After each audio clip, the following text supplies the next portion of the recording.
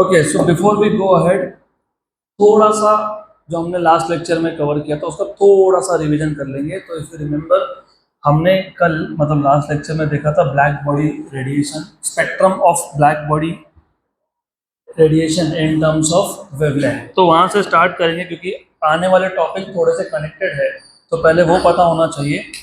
तो हमने कल स्टार्ट किया था spectrum spectrum of black body radiation in terms of wavelength। तो पहले तो इसका मतलब पता होना चाहिए कि हम लोग यहाँ कर क्या रहे हैं। फर्स्ट ऑफ ऑल, हमारे पास अलग अलग ब्लैक बॉडीज है, और remember we are studying radiation में एक बॉडी एनर्जी इमिट करता है बिकॉज ऑफ टेम्परेचर, इसलिए हम लोग बोलते हैं एनर्जी इमिटेड। याद रखना, energy emitted by a body because of its temperature is called as thermal energy या फिर रेडिएंट एनर्जी। तो हमारे पास अलग अलग बॉडीज है जिसको तुमने अलग अलग टेम्परेचर पर रखा है, और हर एक बॉडी एनर्जी इमिट कर रहा है, और हम मेजर कर रहे हैं इमिसिव पावर। याद है क्या इमिसिव पावर? याद है emissive power at a given temperature or at a particular temperature is defined as the quantity of radiant energy emitted per unit time per unit area। एक body है, उसका temperature है, वो पूरा बॉडी क्या emit कर रहा है? एनर्जी। यूनिट टाइम में मतलब हर एक सेकेंड में, यूनिट एरिया में से, बॉडी के हर मीटर स्क्वायर में से कितना एनर्जी इमिट हुआ उसको बोलते हो इमिसिव पावर। क्या बोलते हैं? Emissive power. इमिसिव पावर का ही दूसरा नाम है इंटेंसिटी ऑफ रेडिएशन। तो यहाँ पे हम लोग वाई एक्सिस पे प्लॉट करते हैं इंटेंसिटी ऑफ रेडिएशन मतलब इमिसिव पावर, और एक्स एक्सिस पे प्लॉट करते हैं वेवलेंथ। बेसिकली हम कर क्या रहे हैं, हमारे पास ब्लैक बॉडी है, ब्लैक बॉडी एनर्जी इमिट कर रहा है, हम देख रहे हैं अलग अलग वेवलेंथ पे कितना कितना एनर्जी इमिट हुआ। मतलब we are plotting emissive power या intensity of radiation as a function of wavelength. अगर मैं एक सिंगल बॉडी का एक सिंगल टेम्परेचर पे ग्राफ प्लॉट करूं इंटेंसिटी ऑफ रेडिएशन का अगेंस्ट वेवलेंथ, तो हमको ऐसा ग्राफ देखने को मिलता है। तो हमने यहाँ से तीन या चार इंपॉर्टेंट फीचर्स नोटिस किए। नंबर 1, जैसे वेवलेंथ बढ़ रहा है वैसे इमिसिव पावर भी बढ़ रहा है। तो number 1, it is seen that intensity of radiation मतलब emissive power increases with increase in wavelength. Number 2, ये जो इंटेंसिटी ऑफ रेडिएशन है ना, ये वेवलेंथ के एक पर्टिकुलर वैल्यू के लिए उसको बोलते हो लैम्बडा मैक्स। तो for a particular value of wavelength lambda max, the intensity of radiation becomes maximum. Right? Number 3, with further increase in wavelength, intensity of radiation decreases. Number 4, the total energy emitted by the body is given by area under the curve. तो ये जो curve है इसके नीचे का जो area है ना, ये टोटल एरिया आपको देता है what is the total energy emitted by a black body. तो चार इंपॉर्टेंट पॉइंट्स है जो याद रखने ही पड़ेंगे क्योंकि आगे का समझ में नहीं आएगा। तो number 1, it is seen that intensity of radiation increases with increase in wavelength. जब वेवलेंथ बढ़ा तो इंटेंसिटी ऑफ रेडिएशन भी बढ़ा। Number 2, for a particular value of wavelength lambda max the intensity of radiation becomes maximum. Number 3, with further increase in wavelength intensity of radiation decreases. Number 4, the area under the curve gives the total energy emitted by the body at all the wavelength। हो गया? अब imagine मैंने चार bodies लिए, एक को 1000 kelvin पे रखा, उसका ग्राफ प्लॉट कर लिया। दूसरा लिया उसको 2000 केल्विन पे रखा, उसका भी ग्राफ प्लॉट कर लिया। तीसरा लिया उसको 3000 केल्विन पे रखा, उसका भी ग्राफ प्लॉट कर लिया। और चौथा लिया 4000 केल्विन पे। मतलब मैं चार बॉडी को अलग अलग टेम्परेचर पे रख रहा हूँ और चार ग्राफ प्लॉट कर रहा हूँ। तो चार की जगह पे अगर मैं सारे के सारे ऑब्जर्वेशन एक सिंगल ग्राफ पे प्लॉट कर दूं, एंड हम लोग वेवलेंथ और intensity of radiation he plot कर रहे हैं, तो मेरे पास चार बॉडीज थे। मान लेते हैं ये पहला बॉडी है, ये 1000 केल्विन पे है। जो दूसरा बॉडी था वो मान लेते हैं 2000 केल्विन पे है, और जो तीसरा बॉडी है वो 3000 केल्विन पे है, और जो चौथा बॉडी है वो 4000 केल्विन पे है। तो अगर आप नोटिस कर रहे हो graph, nature of the graph same है। सेम मतलब जो आपने जब सिंगल बॉडी के लिए किया था, तो ये जो एनर्जी डिस्ट्रीब्यूशन था इसको बोलते हैं नॉन यूनिफॉर्म। क्या बोलते हैं? नॉन यूनिफॉर्म का मतलब ये होता है कि हर एक वेवलेंथ पे सेम एनर्जी इमिट नहीं हो रहा है। अगर यूनिफॉर्म होता तो तुम कोई भी वेवलेंथ ले लो, तुमको ग्राफ ऐसा मिलता। मतलब यूनिफॉर्म डिस्ट्रीब्यूशन में at any wavelength energy emitted is same, लेकिन वैसा है क्या? नहीं। तो पहला observation, energy distribution continues to be non uniform. तो टेम्परेचर कुछ भी हो, एनर्जी डिस्ट्रीब्यूशन क्या है? Non uniform. ऑब्जर्वेशन नंबर 2, अगर आप देख रहे हो लैम्डा मैक्स, जिस वेवलेंथ पे ई लैम्डा वर्सेस लैम्डा ये मैक्सिमम आया, the peak of E lambda versus lambda मतलब लैम्डा मैक्स, ये शिफ्ट हो रहा है लेफ्ट में। ये लेफ्ट में शिफ्ट होते जा रहा है, ये लेफ्ट में शिफ्ट होते जा रहा है। ये second and most important observation है, the peak of E lambda versus lambda shift to the left. यहाँ से आपका अगला टॉपिक बनता है which is Wien's displacement law, right. Number 3, at higher temperature the total energy emitted is also higher, क्योंकि temperature high होना मतलब area under the curve बढ़ते जाना। तो जितना टेम्परेचर हाई होगा उतना एनर्जी इमिटेड भी हाई होगा। तो ये 3 इंपॉर्टेंट ऑब्जर्वेशन थे, करेक्ट। इसके बाद हमने देखा था लास्ट लेक्चर में वीन्स displacement law. वीन्स displacement law, वीन्स displacement law ये बेसिकली पिछले ग्राफ से ही आ रहा है। लैम्डा मैक्स, लैम्डा मैक्स की वैल्यू कम होते जा रही है विथ इंक्रीजिंग टेम्परेचर, बराबर। तो the wavelength eight which the value of intensity of radiation peaks, the wavelength at which the value of intensity radiation peaks is inversely proportional to temperature. Higher the temperature, जितना temperature बढ़ा उतना ही lambda का value क्या हो गया? कम हो गया। तो यहाँ से मिला था वीन्स डिस्प्लेसमेंट लॉ, हमने ऐसा लिखा भी था, lambda max is inversely proportional to absolute temperature. फिर हमने लिखा था lambda max equals to some constant B upon temperature. ये जो बी है इसको बोलते हो वीन्स कांस्टेंट। क्या बोलते हैं इसको? वीन्स कांस्टेंट या फिर डिस्प्लेसमेंट कांस्टेंट। और ये बी आ जाएगा आपका लैम्डा मैक्स इंटू टी। तो बी क्या होगा? Lambda max into T. B क्या होगा? Lambda max into T. और ये जो बी की वैल्यू है ये आती है 2.89 इंटू 10⁻³ मीटर केल्विन। क्लियर? यहाँ तक पक्का पक्का? इसको तुम स्टेटमेंट के फॉर्म में भी लिख सकते हो। The wavelength at which the intensity of radiation peaks for a black body is inversely proportional to its absolute temperature. तो हमने कल यहाँ तक कवर किया था। अब इसके आगे, अब अगला जो टॉपिक है, इंपॉर्टेंट टॉपिक है, वो है किरचॉफ्स लॉ ऑफ रेडिएशन। लेकिन किरचॉफ्स लॉ ऑफ रेडिएशन समझने से पहले आपको पता होना चाहिए what is coefficient of emission. Coefficient of emission denote करते हैं स्मॉल e से। अब ये कोएफिशिएंट ऑफ इमिशन क्या होता है? अगर आपको याद होगा, हमने जब रेडिएशन टॉपिक का पहला ही लेक्चर था तो हमने 3 टाइप के कोएफिशिएंट डिफाइन किए थे, coefficient of absorption, coefficient of reflection और कोएफिशिएंट ऑफ ट्रांसमिशन। तो अच्छे से समझ लो कि उसमें और इसमें डिफरेंस क्या है। उस केस में थर्मल एनर्जी कोई और बॉडी प्रोड्यूस कर रहा था, वो थर्मल एनर्जी एक दूसरे सरफेस पे आके इंसिडेंट हुआ और हमने बोला कि Q is the amount of energy incident. अब ये जो एनर्जी इंसिडेंट हुआ है वो या तो एब्जॉर्ब हो गया या फिर रिफ्लेक्ट हो गया या फिर ट्रांसमिट हो गया। इंसिडेंट एनर्जी का कितना पार्ट एब्जॉर्ब हुआ? QA अपॉन Q, इसको बोला था कोएफिशिएंट ऑफ एब्जॉर्प्शन। कितना पार्ट रिफ्लेक्ट हुआ मतलब QR/Q, इसको बोला था कोएफिशिएंट ऑफ रिफ्लेक्शन।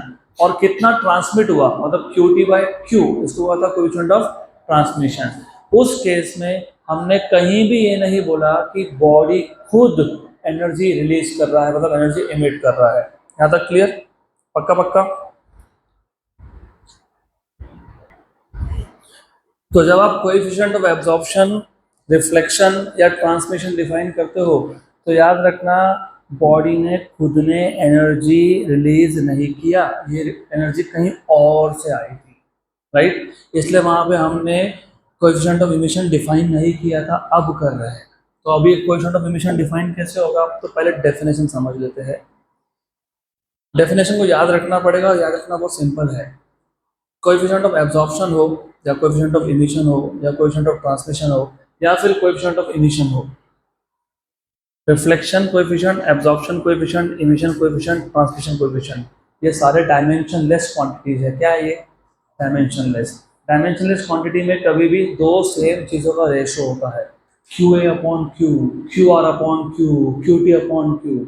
यहाँ पे भी दो सेम चीज़ों का रेशो है, which is E upon E B, E upon E B, where E is the emissive power of ordinary body और EB is the emissive power of black body। तो define कैसे करेंगे? Coefficient of emission, coefficient of emission, और by the वे ये जो coefficient of emission तुम define कर रहे हो ना, ये एक गिवन टेम्परेचर पे डिफाइन होता है। तो coefficient of emission at a given temperature, eight a given temperature is defined as the ratio of, is defined as the ratio of, किसका ratio? Ratio of emissive power, ratio of emissive power of a body, of a body, इसको denote करूंगा E से, to that of, to that of emissive power of black body, to that of emissive power of black body, black body, इसको denote करेंगे EB से, at the same temperature, at the same temperature। मतलब हमने क्या किया, हमारे पास एक ordinary body था, एक ब्लैक बॉडी था, दोनों को सेम टेम्परेचर पे रखा, देखा कि ऑर्डिनरी बॉडी का कितना इमिसिव पावर है और ब्लैक बॉडी का कितना इमिसिव पावर है, और उन दोनों को क्या कर दिया? डिवाइड कर दिया। तो जो भी नंबर आया उसको बोल दिया कोएफिशिएंट ऑफ इमिशन। अब आगे जाए उससे पहले एक चीज इंपॉर्टेंट है, रेडिएशन इस टॉपिक में कुछ लॉ ऐसे हैं जो, कुछ लॉ ऐसे हैं जो ब्लैक बॉडी के लिए होते हैं और कुछ ऐसे हैं जो किसी भी बॉडी के लिए होते हैं। तो कोएफिशिएंट ऑफ इमिशन हमने जब डिफाइन किया, हमने बोला coefficient of emission at a given temperature is defined as the ratio of emissive power of a body. मैंने आगे ब्लैक लिखा क्या? नहीं, मतलब ये किसी भी बॉडी के लिए चलेगा, चाहे वो बॉडी ऑर्डिनरी बॉडी हो या फिर ब्लैक बॉडी हो। करेक्ट। अब नोट्स पे मैंने कुछ चीज़ें जानबूझ के नहीं दी, जैसे कि by definition coefficient of emission क्या है? इमिसिव पावर है इसका, ऑर्डिनरी बॉडी का, to that of black body. लिखा है क्या ऐसा? लिखा नहीं? लिखा है? नहीं लिखा है। E equal to E upon E B नहीं लिखा है। क्यों नहीं लिखा है? जानबूझ के नहीं लिखा है, क्योंकि फिर कंफ्यूज हो जाते हैं। इसके लिए मैं लिखता नहीं हूँ, सो दैट तुमको अभी याद रहेगा कि ये इमिसिव पावर किसका है? ऑर्डिनरी बॉडी का। और ई बी क्या है? इमिसिव पावर किसका है? ब्लैक बॉडी का। It is the emissive power of black body.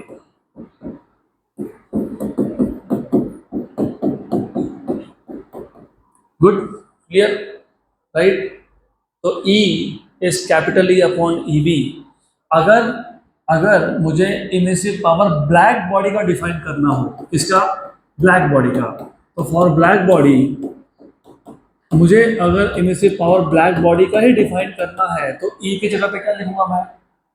E की जगह पे क्या लिखूंगा मैं? EB। देयरफॉर स्मॉल e क्या होता है? What is small e? E upon EB। लेकिन E और EB की वैल्यू सेम है, तो EB अपॉन EB मतलब कितना हो जाएगा? तो what is coefficient of emission? What is coefficient of emission for a black body? 1। And for ordinary body, black body छोड़ के कोई और बॉडी अगर हो तो उसका कोएफिशिएंट ऑफ इमिशन की वैल्यू 0 से 1 के बीच में होती है। 0 से 1 के बीच में होती है। याद रहेगा पक्का? मैं एक बार रिपीट कर देता हूँ। Coefficient of emission at a given temperature is defined as a ratio of emissive power of a body to that of emissive power of black body. So small e equals to E upon EB, where E is emissive power of ordinary body और EB is emissive power of black body.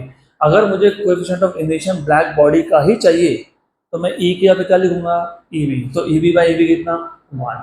So what is the coefficient of emission for a black body and for ordinary body between 0 and 1? अब as a rule याद रखना, coefficient of absorption मतलब small a और coefficient of emission मतलब small e, ये black body के लिए हमेशा 1 होते हैं। कितने होते हैं? कितने होते हैं? तो जहां पे भी मैंने सिर्फ ब्लैक बॉडी मेंशन भी कर दिया तो a और e की वैल्यू कितनी है? 1। Very good. अब अगर आपको कोएफिशिएंट ऑफ इमिशन समझा है अच्छे से तो अगला टॉपिक समझेगा which is Kirchhoff's law of radiation. Kirchhoff's law of radiation, वो टेक्स्ट बुक में नोट्स में गलती से किरचॉफ्स लॉ हो गया, लो, वो लॉ नहीं है, लॉ है। Kirchhoff's law of radiation. अब ये किरचॉफ्स लॉ ऑफ रेडिएशन क्या होता है? इसके दो स्टेटमेंट है। एक में आपको दिखेगा A इक्वल टू E, और मैंने अभी बताया रेडिएशन इस चैप्टर में, इस टॉपिक में कुछ लॉ सिर्फ ब्लैक बॉडी के लिए होते हैं और कुछ ऑर्डिनरी के लिए होते हैं। तो मैंने जब A इक्वल टू E लिखा तो कैन यू टेल मी ये लॉ ब्लैक बॉडी के लिए है कि ऑर्डिनरी बॉडी के लिए है? ब्लैक बॉडी के लिए तो A और E की वैल्यू 1 थी ना, तो मैं लिखूंगा ही क्यों फिर? ये किसके लिए है? Ordinary body. किसके लिए है? तो अभी इसका स्टेटमेंट क्या है? What is A? Coefficient of absorption. What is E? Coefficient of emission. बराबर। तो अभी इसको स्टेटमेंट के फॉर्म में कैसा लिखेंगे? It states that at a given temperature the coefficient of absorption of a body is equal to its coefficient of emission. हो गया खत्म। So it states that at a given temperature,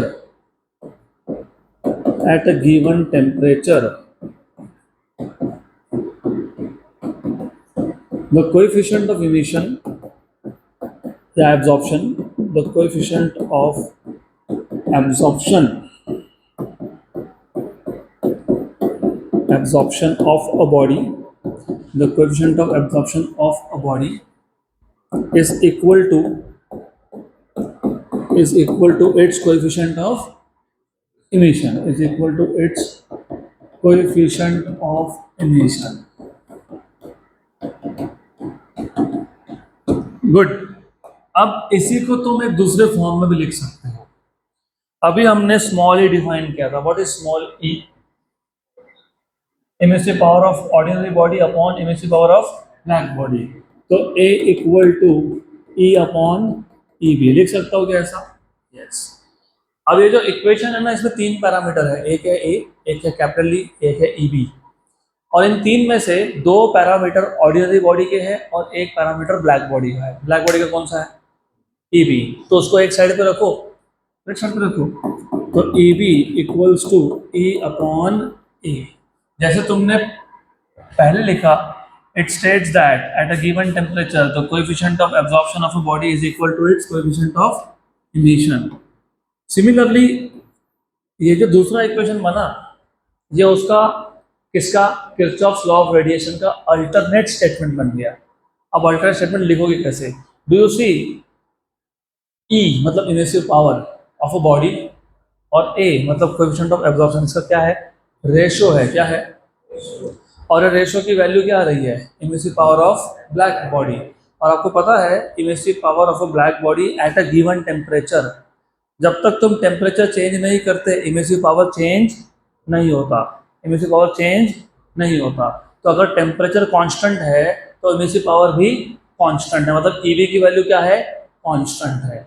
तो alternate तरीके से कैसे लिखोगे? It states that the ratio of emissive power of a body to that of coefficient of absorption at a given temperature, मतलब at a particular temperature is equal to a constant, and that constant is equal to emissive power of black body at the same temperature.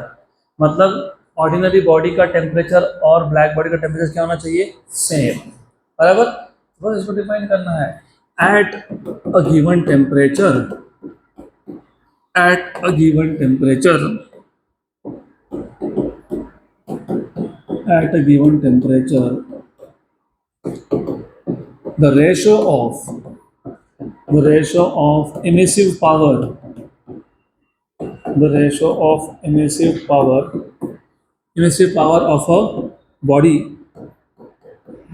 to its coefficient of absorption, the ratio of emissive power of a body to its coefficient of absorption is equal to a constant, is equal to a constant, and that constant is, and that constant is emissive power of black body, emissive power of black body at the same temperature, at the same temperature, मतलब black body का और ordinary body का temperature क्या होना चाहिए, same. याद रहेगा, पक्का, गुड। तो दो स्टेटमेंट है, या तो बोल दो at a given temperature coefficient of absorption of a body is equal to its coefficient of emission, या फिर बोल दो at a given temperature the ratio of emissive power of a body to its coefficient of absorption is equal to a constant, and that constant is equal to emissive power of black body at the same temperature. यहाँ तक clear, पक्का पक्का, sure sure. अब science में ना, science में मैं क्या बोल रहा हूँ, तुम क्या बोल रहे हो, उसका कोई वेटेज नहीं है, उसका कोई मतलब नहीं निकलता। तुमने कुछ बोला तो प्रूव करना पड़ेगा, तो प्रूव भी करना पड़ेगा कि हम जो बोल रहे हैं वो सही भी है, तो प्रूव करना पड़ेगा। तो लेट अस प्रूव। तो A इक्वल टू ई या फिर E B equal to E by A ऐसा है, ये प्रूव करना पड़ेगा हमको।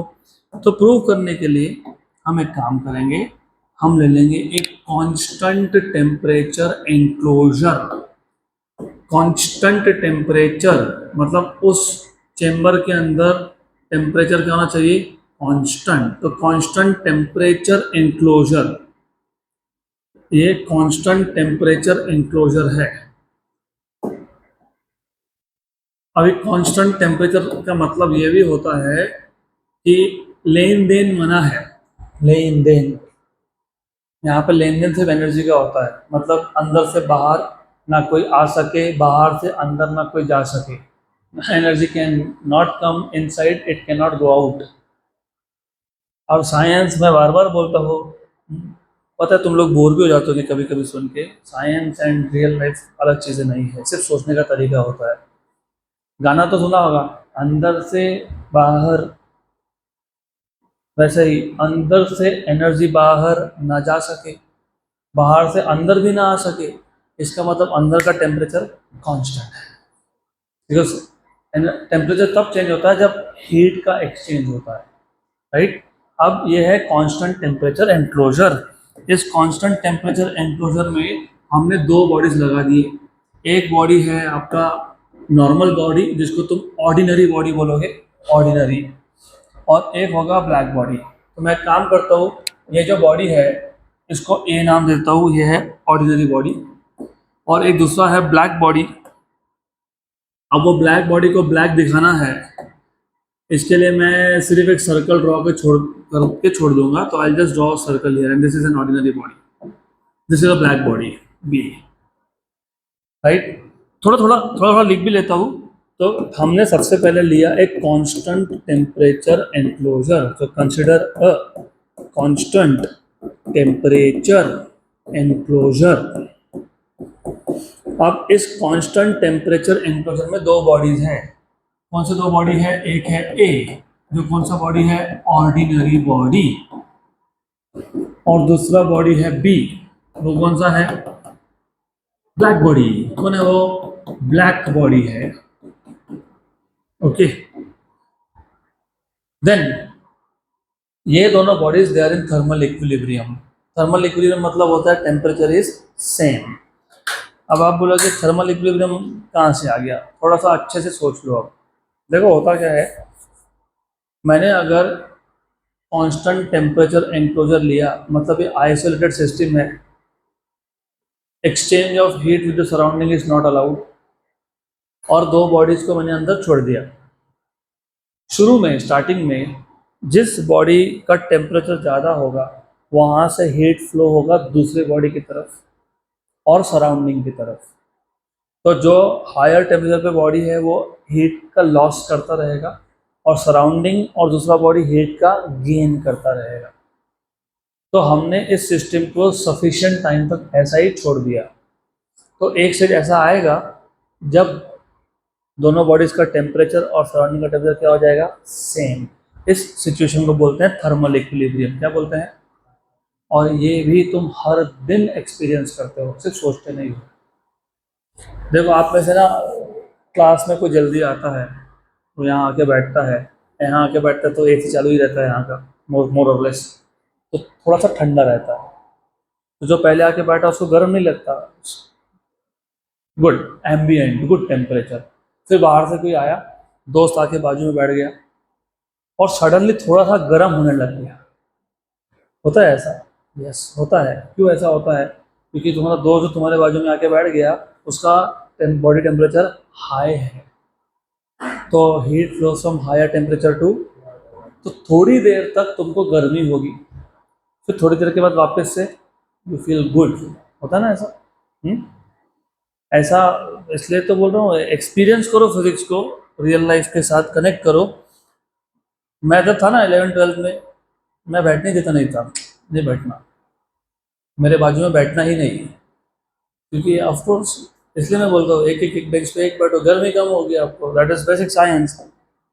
तो एनीवेज इनको बहुत टाइम तक छोड़ दिया तो टेम्परेचर क्या हो गया, सेम। और इस स्टेट को बोलते हैं थर्मल इक्विलिब्रियम। क्या बोलते हैं, अब हमको A इक्वल टू ई या फिर EB equal to E/A show करने के लिए कुछ पैरामीटर्स की जरूरत है, कुछ फिजिकल क्वांटिटीज की जरूरत है।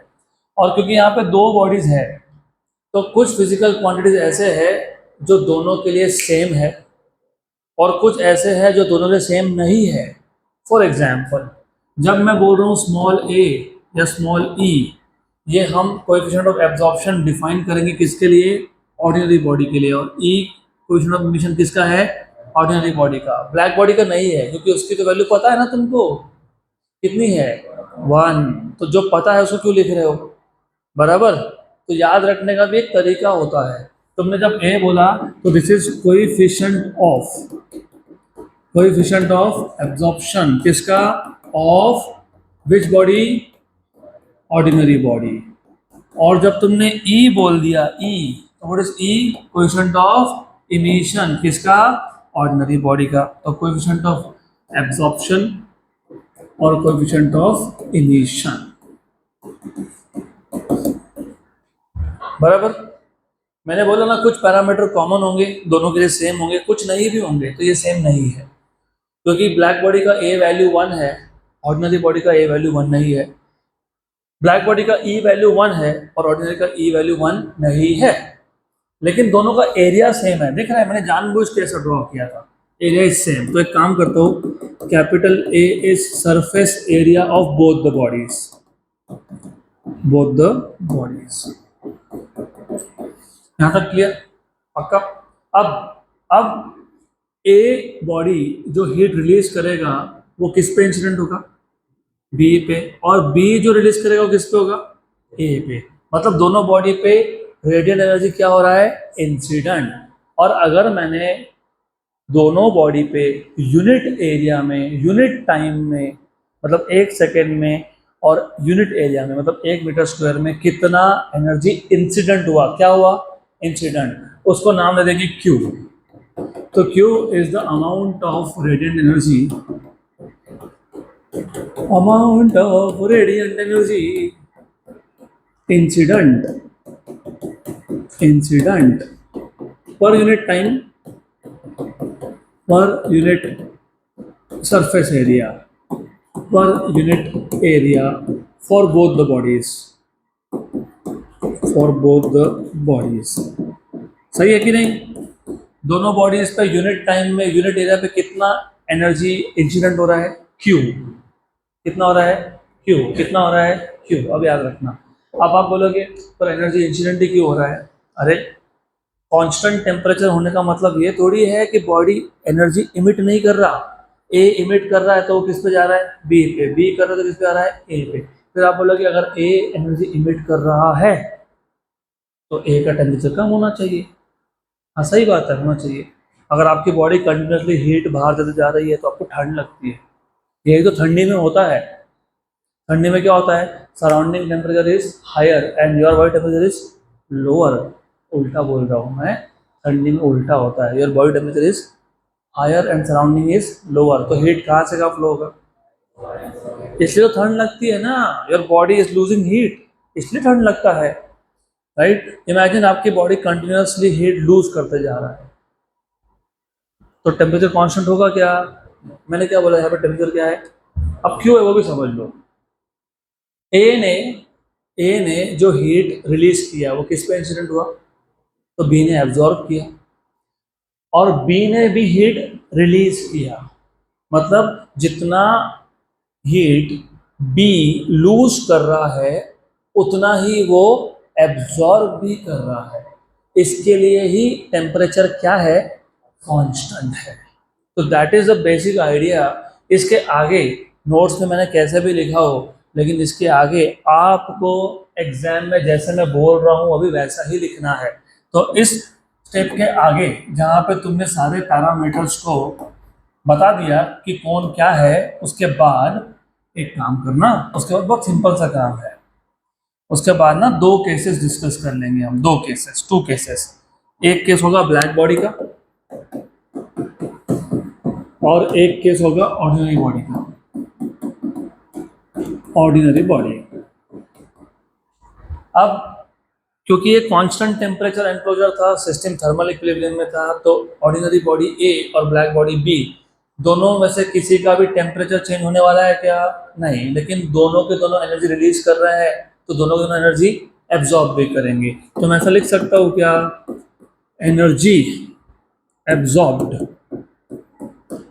Equals to energy released. लिख सकता हूँ ना ऐसा? हाँ कि नहीं? यस। अगर ऐसा नहीं हुआ तो फिर टेम्परेचर कांस्टेंट होगा ही नहीं। तो energy absorbed equals to energy released, वो यहाँ भी आएगा और यहाँ भी आएगा, दोनों केस में आएगा। गुड। अब आपको ये देखना है कि एग्जैक्टली ब्लैक बॉडी ने एनर्जी कितना एब्जॉर्ब किया और कितना रिलीज किया। ब्लैक बॉडी पे यूनिट टाइम और यूनिट एरिया में कितना एनर्जी इंसिडेंट हो रहा था? अब just for an example imagine करो। Imagination is important here. मान लो ये एक ऑब्जेक्ट है जो ब्लैक बॉडी है, ब्लैक दिख रहा है इसलिए ब्लैक बॉडी है। मान लो इस पूरे बॉडी का एरिया 10 मीटर स्क्वायर है। कितना? 10 मीटर स्क्वायर। मान लेते हैं इसके यूनिट एरिया पे, मतलब 1 मीटर स्क्वायर में एक सेकेंड में 5 जूल का एनर्जी इंसिडेंट हुआ। कितना हुआ? 5 जूल। कितना हुआ? 5 जूल बराबर है ना। एक सेकेंड में यूनिट एरिया में 5 जूल। पूरा एरिया कितना था? 10 बराबर। तो what is the total energy incident? 50। कितना? Very good, 50। कितना? 50। तो अगर मैं ये बोल रहा हूँ कि यूनिट एरिया में यूनिट टाइम में कितना एनर्जी इंसिडेंट हुआ? क्यू। कितना हुआ? तो टोटल कितना इंसिडेंट हुआ? Area into Q, where A is the area of body. तो टोटल इस ब्लैक बॉडी पे कितना एनर्जी इंसिडेंट हुआ in unit time? A into Q बराबर। और ब्लैक बॉडी तो ब्लैक बॉडी है, उस पर जितना भी एनर्जी आता है वो पूरा का पूरा एब्जॉर्ब कर लेता है। इसके लिए what is energy absorb? A into Q. वैसे यहाँ पे कोएफिशिएंट ऑफ एब्जॉर्प्शन लिखा हुआ है 1, क्योंकि ये ब्लैक बॉडी है, उसका ए का वैल्यू क्या होता है 1 इक्वल टू। अब अब ऑर्डिनरी बॉडी की बात कर लो, राइट हैंड साइड दोनों का बाद में देखेंगे। सेम चीज है, what is the energy incident per unit time per unit area on ordinary body, तो टोटल बॉडी पे कितना हुआ ए क्यू। लेकिन ये ऑर्डिनरी बॉडी है, ये पूरा का पूरा एब्जॉर्ब करता है क्या, नहीं, तो इधर स्मॉल ए लिखना पड़ेगा। तो स्मॉल ए ये बताता है कि कितना एनर्जी एब्जॉर्ब हुआ। पक्का, श्योर श्योर, 100%, लॉक कर दे, लॉक। इक्वल टू, इधर भी इक्वल टू। अब रिलीज कितना हुआ वो देखना पड़ेगा, रिलीज कितना हुआ वो देखेंगे। Do you remember what is emissive power, what is the emissive power by definition. अभी तो बताया, इमिसिव पावर डिफाइन किया था ना कल, नहीं किया क्या कल, किया कि नहीं किया, हाँ कि ना। What is emissive power, emissive power is the energy radiant energy emitted per unit time per unit area, बराबर। Emissive power of black body को कैसे डिनोट करते हो, ईवी से। थोड़ा वापस सोचो लॉजिकली, इमिसिव पावर मतलब एक बॉडी के यूनिट एरिया में से 1 सेकेंड में कितना एनर्जी निकल रहा है वो होता है इमिसिव पावर। तो ब्लैक बॉडी का इमिसिव पावर क्या है, यूनिट एरिया में से। तो पूरे बॉडी में से कितना निकल रहा है, एरिया इंटू ईबी। तो एरिया कैंसल हो गया, तो Q इक्वल्स टू क्या मिल गया, ईबी, इक्वेशन नंबर 1, बराबर, करेक्ट, गुड। अब इसका भी सोच लो, सेम ही चीज है। इमिसिव पावर मतलब एनर्जी रिलीज्ड पर unit time per unit area. ये ऑर्डिनरी बॉडी का ई बोलेंगे कि ईबी बोलेंगे, ई बोलेंगे। ये यूनिट एरिया में से निकल रहा है, तो टोटल कितना है, वेरी गुड। इधर भी ए कैंसल, तो यहाँ से क्या मिल गया, A Q equals to E, equation number 2। अब ये इक्वेशन 2 में जो क्यू दिख रहा है वो कौन है, ई बी है। So therefore from equation number 1 and 2, from equation number 1 and 2, A into Q मतलब A into E B equals to E, बराबर। तो ई बी इक्वल्स टू क्या हो गया, ई बाय ए, हो गया ना। यही तो शो करना था, E B equals to E by A. या फिर आप ऐसा भी कर सकते थे, इसको यहां लाते, E A equals to E upon E B. लेकिन आपको याद है क्या, ये ई अपॉन ई बी कौन होता है, स्मॉल ई। यही तो शो करना था, हो गया प्रूफ, सिंपल, खत्म। याद रहेगा, पक्का पक्का, गुड। तो अगला टॉपिक तो मैं एक बार रिपीट कर देता हूँ before we go ahead, I will just revise this. कोई बात नहीं, एक आध टॉपिक नहीं भी हुआ तो कल कर ही लेंगे, पर ये इंपॉर्टेंट है टू रिवाइज। तो किरचॉफ्स लॉ ऑफ रेडिएशन क्या है, it states that at a given temperature coefficient of absorption of a body is equal to its coefficient of emission, मतलब A equal to E। लेकिन small e होता है E by EB, तो वहाँ से EB equals to E by A आ गया, right. इसका मतलब at a given temperature the ratio of emissive power of a body to its coefficient of absorption is equal to a constant, and that constant is equal to emissive power of black body at the same temperature. Ordinary body का जो temperature है वही किसका होना चाहिए, black body का, right. तो ये प्रूव करने के लिए हमने एक कांस्टेंट टेम्परेचर एंक्लोजर लिया, उसमें 2 बॉडीज रख दिए, एक था ऑर्डिनरी बॉडी ए, एक था ब्लैक बॉडी बी। अब कुछ पैरामीटर्स सेम है, कुछ नहीं है, तो जो सेम नहीं है पहले वो बता दो। जैसे A, small a is coefficient of absorption of ordinary body, E coefficient of emission of ordinary body, capital E emissive power of ordinary body, E B emissive power of black body. क्या क्या same है, A which is area of both the bodies, और क्या same है, amount of energy incident per unit area per unit time on both bodies. Ordinary body या black body पे unit area में unit time में कितना energy incident हो रहा है, दैट इज क्यू, वो सेम है, यहाँ तक क्लियर। और टेम्परेचर सेम है क्योंकि वो कांस्टेंट टेम्परेचर एंक्लोजर है। अब आप बोल रहे हो कि टेम्परेचर सेम है और थर्मल इक्विलिब्रियम है, मतलब टेम्परेचर चेंज होने वाला नहीं है, लेकिन दोनों बॉडीज एनर्जी रिलीज कर रही है और एक दूसरे का एनर्जी एब्जॉर्ब कर रही है। तो energy absorbed is equal to energy released. दोनों केसेस में लिखना पड़ेगा आपको, energy absorbed equals to energy released. For black body absorb कितना करेगा, पहले तो देखो कि यूनिट एरिया पे कितना आ रहा है, क्यू। फिर देखो टोटल कितना आ रहा है, ए क्यू। और ये ब्लैक बॉडी है तो पूरा ही रख लेता है खुद के पास, राइट। रिलीज कितना किया, एरिया इनटू इमिसिव पावर, तो ए कैंसिल, तो Q equal to E B. Ordinary body में यूनिट एरिया में कितना आया, क्यू। टोटल बॉडी पे कितना आया, ए क्यू, लेकिन उसने एब्जॉर्ब कितना किया, ए क्यू। और इमिट कितना किया, ए इंटू ई। ए और ए कैंसिल, तो ए क्यू इक्वल्स टू ई, लेकिन क्यू क्या था, ई बी। तो आपको यहाँ से मिल गया ए इक्वल्स टू ई या फिर E B equals to E by A, hence proved. Good. अब इसके बाद next last but one topic is Stefan's law of radiation. Stefan's law of radiation, ये भी बहुत इजी है, बहुत ही इजी है, लेकिन अगेन जैसे मैंने बोला आपको कि कुछ ऑर्डिनरी बॉडी के लिए है, कुछ ब्लैक बॉडी के लिए है। तो वीन्स डिस्प्लेसमेंट लॉ ब्लैक बॉडी के लिए था, किसके लिए था, ब्लैक बॉडी। अब बोलो कि ऐसा क्यों, अरे वीन्स डिस्प्लेसमेंट लॉ में तुम बात ही कर रहे हो ब्लैक बॉडी स्पेक्ट्रम की, किसकी बात कर रहे हो। तो ये ग्राफ किसके लिए था, ब्लैक बॉडी के लिए। ये ग्राफ किसके थे, ब्लैक बॉडी। और वीन्स डिस्प्लेसमेंट लॉ इस ग्राफ से आया कि नहीं, और ये ग्राफ किसके लिए आया, ब्लैक बॉडी। तो वीन्स डिस्प्लेसमेंट लॉ भी किसके लिए है, ब्लैक बॉडी के लिए है। फिर हमने देखा कोएफिशिएंट ऑफ इमिशन, ये तुम ऑर्डिनरी बॉडी या जनरली किसी भी बॉडी के लिए डिफाइन कर सकते हो। फिर हमने देखा किरचॉफ लॉ ऑफ रेडिएशन, ये भी जनरल किसी भी बॉडी के लिए डिफाइन होता है, ऑर्डिनरी बॉडी के लिए डिफाइन हो सकता है। फिर आ गया Stefan's law.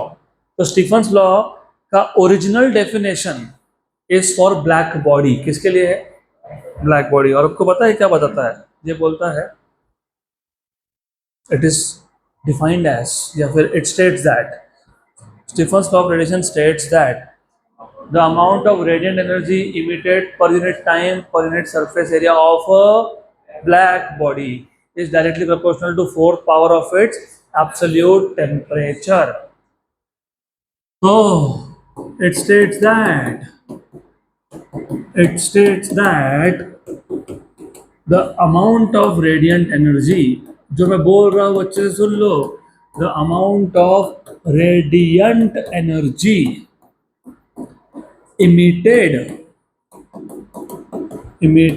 per unit time per unit surface area,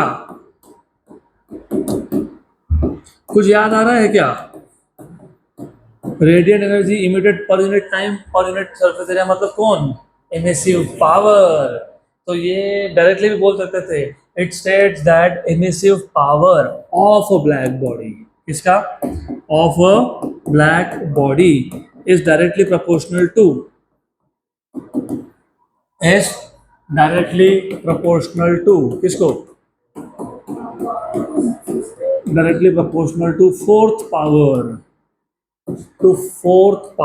of its absolute temperature, to fourth power of its absolute temperature,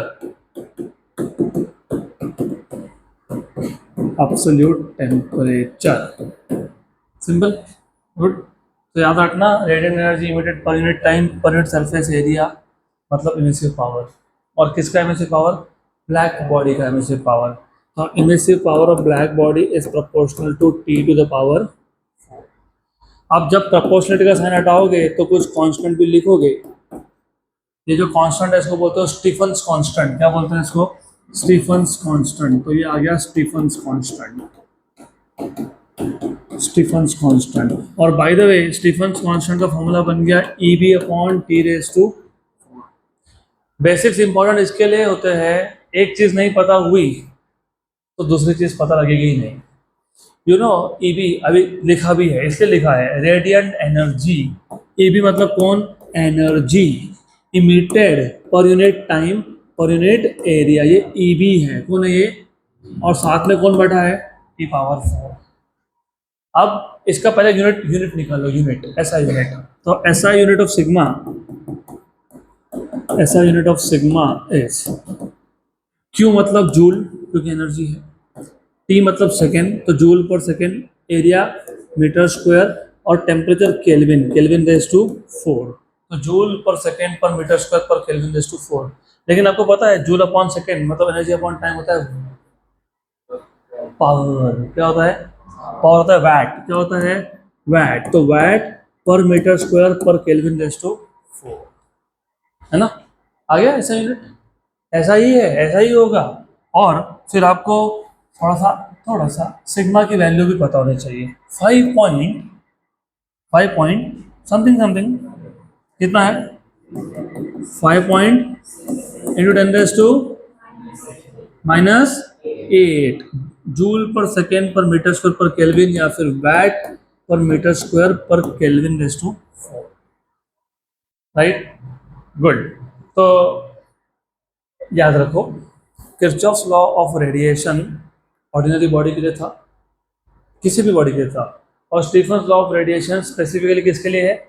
black body के लिए। तो emissive power of a black body is directly proportional to fourth power of its absolute temperature. लेकिन हम इसको ordinary body के लिए convert कर सकते हैं। तो हम स्टीफन्स लॉ को हम ऑर्डिनरी बॉडी के लिए कन्वर्ट कर सकते हैं। कैसे करेंगे बताता हूँ। बहुत सिंपल है, very simple. Do what is E B? Sigma T raise to 4। लेकिन what is coefficient of emission?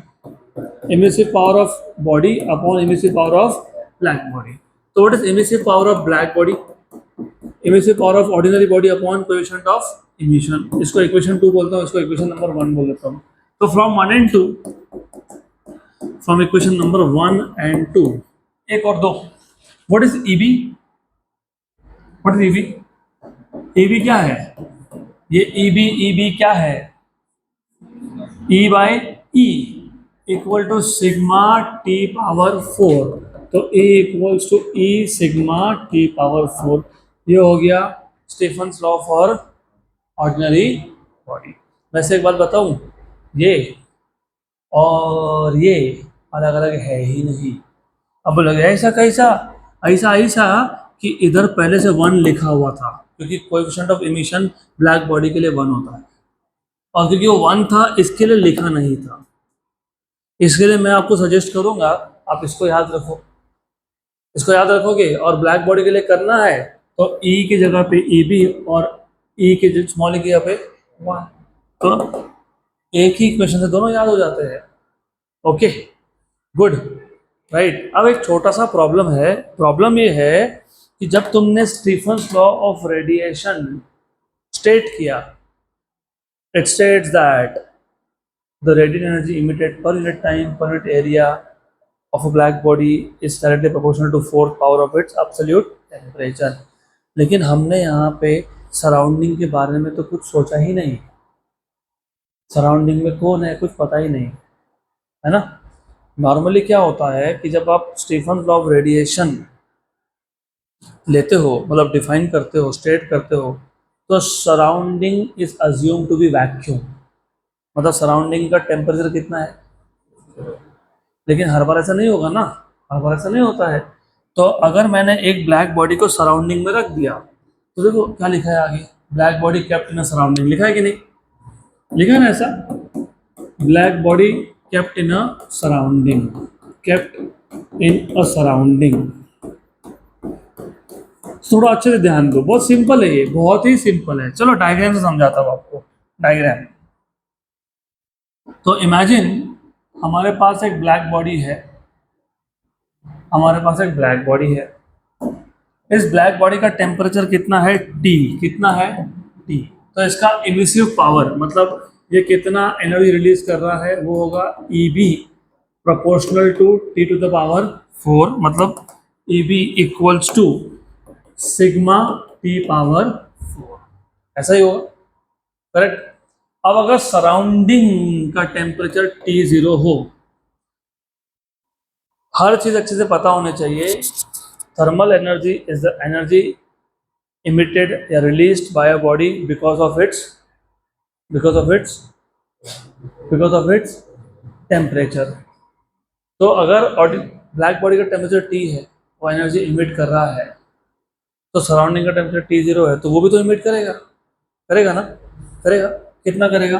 Sigma T0 power 4, right. अब ये जो सराउंडिंग ने एनर्जी इमिट किया, सराउंडिंग ने जो एनर्जी इमिट किया, वो किसके पास गया? किसके पास गया? ब्लैक बॉडी के पास। तो ब्लैक बॉडी ने खुद ने कितना रिलीज किया? सिग्मा T पावर 4 ये रिलीज किया, और कितना एब्जॉर्ब किया?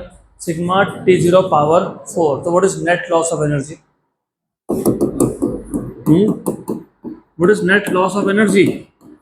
नेट लॉस क्या होता है? कितना गया माइनस कितना आया? कितना गया? सिग्मा T पावर 4 माइनस कितना आया? Sigma T0 power 4। तो what is net loss? Sigma T power 4 minus T0 power 4। Net loss of energy of a black body, ये किसके लिए था? ब्लैक बॉडी, किसके था? और अगर मुझे यही चाहिए होता फॉर एन ऑर्डिनरी बॉडी, तो net loss of energy of N ordinary body, पता है क्या होता? E sigma T power 4 minus T0 power, यहाँ तक गुड। तो वापस एक बार रिपीट कर देता हूँ। स्टीफन्स लॉ ऑफ रेडिएशन आपको सिर्फ इतना बताता है, क्या बताता है? The radiant energy emitted per unit time per unit surface area of a black body is directly proportional to fourth power of its absolute temperature. EB is proportional to T power 4. So EB equals to sigma T power 4, where sigma is called as Stephen's constant. उसकी value आती है 5.67 × 10⁻⁸ joule per second per metre square kelvin raise to 4, या फिर watt per metre square kelvin raise to 4, बराबर। इसी को अगर आपको ऑर्डिनरी बॉडी के लिए कन्वर्ट करना है तो सिर्फ स्मॉल ई से मल्टीप्लाई करो, तो capital E equal to small E sigma T power 4 हो गया। लेकिन जब हमने स्टीफन्स लॉ स्टेट किया तब अजम्पशन ये था कि सराउंडिंग में वैक्यूम है, मतलब सराउंडिंग में टेम्परेचर 0 है। तो सराउंडिंग में टेम्परेचर 0 है तो वो सराउंडिंग तो हीट रिलीज करेगा नहीं। लेकिन अगर मैंने एक ब्लैक बॉडी को सराउंडिंग में रख दिया जिसका टेम्परेचर T0 हो, तो ब्लैक बॉडी कितना रिलीज कर रहा है? Sigma T power 4। और सराउंडिंग कितना रिलीज कर रहा है? Sigma T0 power 4। सराउंडिंग ने रिलीज किया तो किसने एब्जॉर्ब किया? ब्लैक बॉडी ने। तो the net loss of energy, कितना गया माइनस कितना आया? Sigma T power 4 minus sigma T0 power 4, right. इसी को अगर आपको ऑर्डिनरी के लिए कन्वर्ट करना हो तो multiply by small E. Clear यहाँ तक? तो अभी आपका सिर्फ बचता है एक last topic, theory topic, which is Newton law of cooling. वो हम कल कंटिन्यू करेंगे।